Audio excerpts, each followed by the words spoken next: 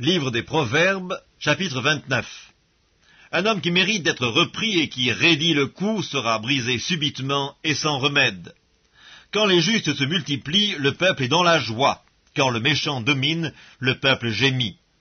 Un homme qui aime la sagesse réjouit son père, mais celui qui fréquente des prostituées dissipe son bien.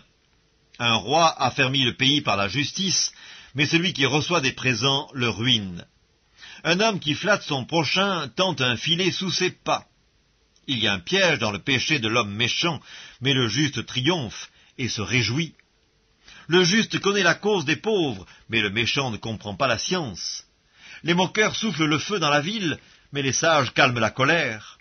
Si un homme sage conteste avec un insensé, il aura beau se fâcher ou rire, la paix n'aura pas lieu. Les hommes de sang haïssent l'homme intègre, mais les hommes droits protègent sa vie. L'insensé met en dehors toute sa passion, mais le sage la contient. Quand celui qui domine a égard aux paroles mensongères, tous ses serviteurs sont des méchants. Le pauvre et l'oppresseur se rencontrent, c'est l'Éternel qui éclaire les yeux de l'un et de l'autre. Un roi qui juge fidèlement les pauvres aura son trône affermi pour toujours. La verge et la correction donnent la sagesse, mais l'enfant livré à lui-même fait honte à sa mère. Quand les méchants se multiplient, le péché s'accroît, mais les justes contempleront leur chute. Châtie ton fils, et il te donnera du repos, et il procurera des délices à ton âme. Quand il n'y a pas de révélation, le peuple est sans frein, heureux s'il observe la loi. Ce n'est pas par des paroles qu'on châtie un esclave, quand même il comprend, il n'obéit pas. Si tu vois un homme y réfléchit dans ses paroles, il y a plus à espérer d'un insensé que de lui. Le serviteur qu'on traite mollement dès l'enfance finit par se croire un fils.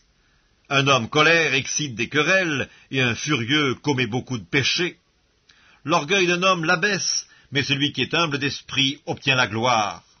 Celui qui partage avec un voleur est ennemi de son âme, il entend la malédiction et il ne déclare rien. La crainte des hommes tente un piège, mais celui qui se confie en l'Éternel est protégé. Beaucoup de gens recherchent la faveur de celui qui domine, mais c'est l'Éternel qui fait droit à chacun. L'homme inique est en abomination au juste, et celui dont la voie est droite est en abomination aux méchants.